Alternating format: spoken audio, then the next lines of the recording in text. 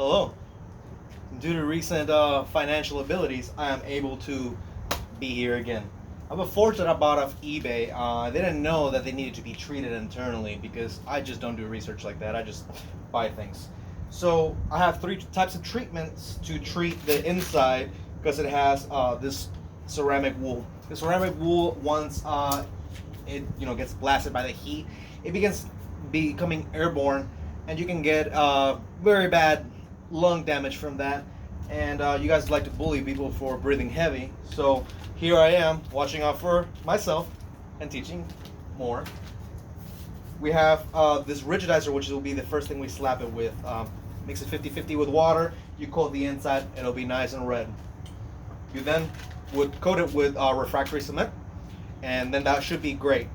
I'm going to go an extra step, and to make everything more efficient, I'm going to use the ceramic coating. The ceramic coating will make it insulate a little bit better and give us a little bit more of protection when it comes to when it begins being used and degrade, etc. Hopefully you learned something. Enjoy, drop a like, a subscribe. I'm trying to get one of those YouTube buttons one day.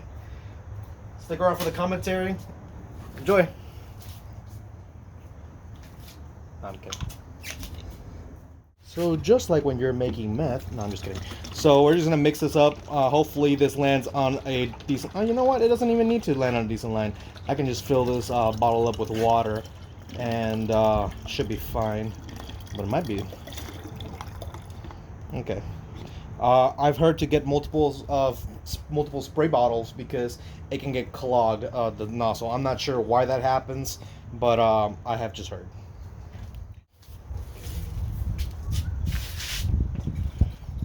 Okay, just 50-50ing it with some water. It's probably shit angle, please don't overflow. Okay, great. That's good. So the dog doesn't. Okay, we have our bottle that is cross-threaded. Jesus Christ, I hate it here. What is? How does this even happen? Okay. Okay, now we're gonna use okay, not quite. Ooh, why does it burn? No, I'm just kidding. So yeah. Did I already make a Jonestown Kool-Aid joke? I feel like I did.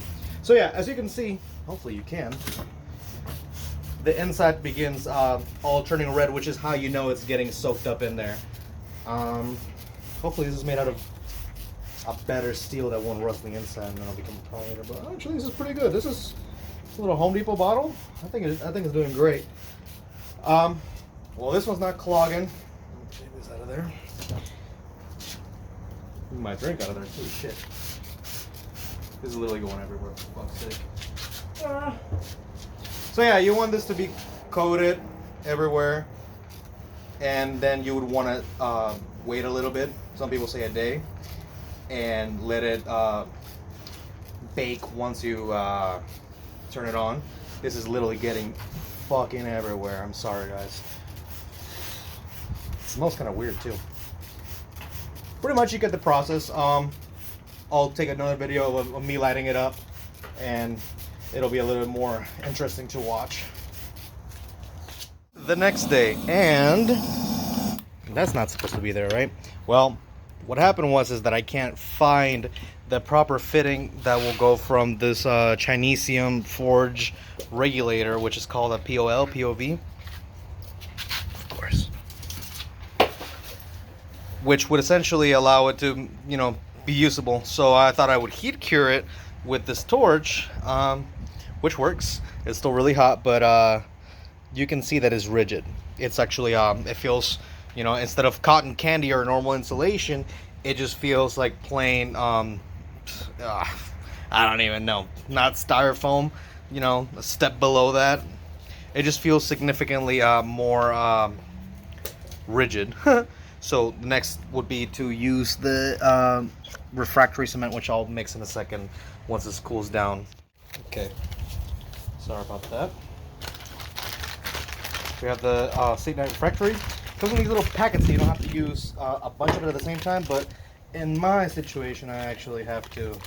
Oh, this probably definitely requires some respiratory protection, but we don't do that here. Okay. So I hear mixed reviews on how to mix this. The most reliable piece of advice that I got was to mix it to the consistency of sour cream. Oddly specific, but we do love Taco Bell, so we will be doing that. Hopefully I'm not in the way looking awful. Probably am. Okay. I'm gonna fast forward this. Okay, so after much unnecessary mixing and video would have taken up a lot of space, you have the consistency. Okay, and there you go. It's pretty sour creamy. I don't think there's a specific science on how to do this, but I would apply a thin layer, and you can do it in several, man, from what I read online, I'm gonna do a thin layer now, and then a thin layer in a few days, which seems to be the most effective with cracking. Apparently this stuff can crack. I thought this was gonna be a lot more difficult than it. I mean, it's not easy because it's very peanut buttery, but I thought I was gonna make much of a bigger mess. Some people also were using a water bottle or a Gatorade bottle to stir it. That could work too. Okay, it's pretty straightforward. We're all learning here. I'm gonna just go ahead and use my hands. So something I did want to show is that I'm trying to get behind here, around the hole, to make sure, because like it's open. It's pretty much the place where it's the most vulnerable to be able to be split. It doesn't look like this inside. Stop. I also took this one off particularly and coated the backside, which made me realize, we use Rigidizer, started going everywhere. I was like, oh no. But yeah, I'm just coating this all, and it's very toothpaste consistency. I'm gonna make another thin one, and with 24 to 48 hours, according to several sources. Because if you just put too much of a thick layer on, it'll crack. Watch the next video, be like, oh well, it cracked. But yeah. Yeah, I'll be able to fill in little gaps and stuff better. And I'm also gonna clean this up with a moist paper towel so it doesn't look like fucked ass. Oh, and don't forget the burner holes. My natural instinct is telling me to put a little wedge or something right here so it doesn't seal itself shut. Yeah. This is exactly why everything takes so long, right? The forge itself, it got baked. I finally got the ability connected to a propane bottle, which some weren't generating pressure enough. I'm gonna put a very specific video on how to adjust the air to propane ratio, even though I found a video on somebody else that has a really good explanation. But as you see, you have some crumbles and stuff like that, right? It's just hot as hell still, right? But you have some cracks and something like that. This is the third layer that I've done and baked 24 to 48 hours apart each one. So you see, we still have some pretty decent caking. Knowing that beforehand, I would have not bought something with the wool, ceramic wool, because it's not too efficient and not worth my lungs like that. I'm going to look into getting another forge that I can use fire bricks, because I do have fire bricks as well. However, I have one last layer of the, it's called the 100 HT.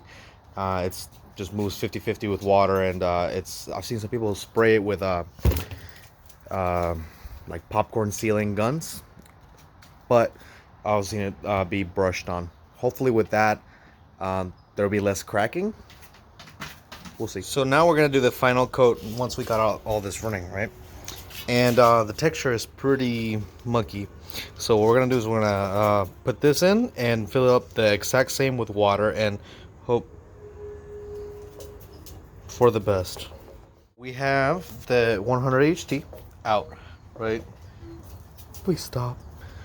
And it says mix 2 parts of this with 1 of water. So good thing I read, because I was able to pour the whole thing in there.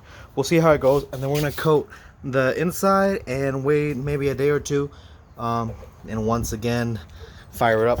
We'll see how it goes.